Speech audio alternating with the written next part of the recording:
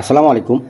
একজন কাস্টমার এই ফোনটা আমাকে দিয়ে বলতেছে, ভাই দেখেন তো ফোনটার সাউন্ডটা ঠিক করা যাবে কিনা, স্পিকার চেঞ্জ করা লাগলে সেটা চেঞ্জ করে দেন। তো আমি ফোনটা হাতে নিয়ে একটু ম্যাক্স প্লেয়ারটা ওপেন করে দেখব যে আসলেই সাউন্ডটা কতটুকুন কমে গেছে। তো ম্যাক্স প্লেয়ারটা ওপেন করছি, একটু সময় নিচ্ছে কারণ ফোনটা অনেক স্লো, যার কারণে। তো ওপেন হয়েছে, দেখুন সাউন্ডটা অল্প একটু সাউন্ড, বাকি সাউন্ডগুলো আমি কেটে দিছি কারণ কপিরাইট ইস্যু আসতে পারে, যার কারণে। তো এই সাউন্ড দিয়ে কিন্তু একটা ফোন চলতে পারে না। দেখা যাবে যে ফোন আসলে টের পাওয়া যাবে না, আবার গান বাজানোর সময়ও সাউন্ড স্লো হবে। তো আমি ফোনটা খুলবো, দেখবো আসলেই সমস্যাটা মূলত কোথায়। তো তার জন্য ফোনটা খুলবো, সিম ট্রেটা বের করে নিয়েছি। তো বের করে নেওয়ার পর খুলতেছি, একটু ধীরে ধীরে খুলতেছি যাতে করে ব্যাকসেল বা ব্যাকপার্টটা কোনো জায়গায় ক্ষতিগ্রস্ত না হয়, কারণ খোলার সময় ব্যাকপার্টগুলো সব থেকে বেশি ক্ষতিগ্রস্ত হয়। একজন টেকনিশিয়ান হিসেবে আমার দায়িত্ব ফোনটাকে সেফলি খোলা। তো খোলার পর আবার একটু দেখব যে সাউন্ডটা কেমন হচ্ছে, সাউন্ডটা বাড়ছে কি বাড়ে নাই। তো ঠিক প্লেয়ারটা ওপেন করা ছিল, ওপেন করা প্লেয়ারটাকে কেটে দিচ্ছি। কেটে দেওয়ার পর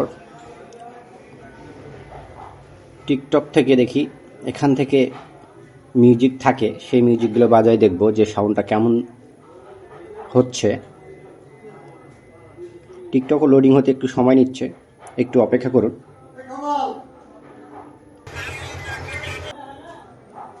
এখানে আসছে, দেখুন সাউন্ডটা কিন্তু একটু বাড়ছে, তার মানে স্পিকারের কোনো সমস্যা নয়।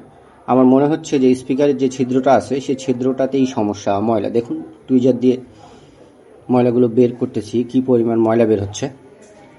এত পরিমাণ যে ময়লা মানে স্পিকারের ছিদ্রের মধ্যে থাকতে পারে সেটা কল্পনা করা যায় না।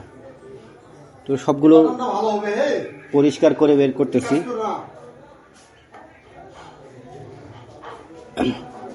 মোটামুটি বের হয়েছে, তারপরও মনে হয় ক্লিয়ার হয়নি। ব্রাশ দিয়ে একটু পরিষ্কার করে দিই। পরিষ্কার করার পর বাজতেছে কিন্তু অলরেডি, আরও মনে হচ্ছে সাউন্ডটা অনেকটা বৃদ্ধি পাইছে, তবে মনে হচ্ছে আরও কিছু আছে। তো আরেকটু দেখি ভালো করে। কোনো নাট না খুলেই ফোনটা ঠিক করার চেষ্টা করতেছি।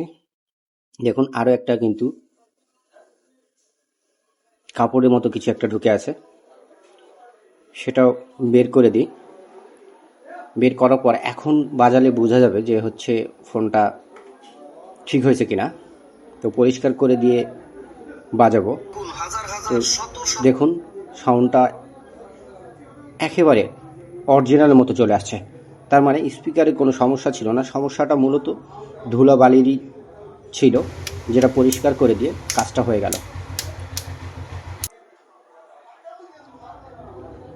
তো এই সমস্যাটা আমি চাইলে কিন্তু স্পিকারটা চেঞ্জ করতে পারতাম, এতে করে কাস্টমার কিন্তু ক্ষতিগ্রস্ত হতো। যেহেতু স্পিকারটা ভালো আছে তাই স্পিকারটা চেঞ্জ না করেই কাস্টমারের কাজটা করে দিলাম এবং অল্প কিছু টাকা নিয়ে ছেড়ে দিলাম। ধন্যবাদ।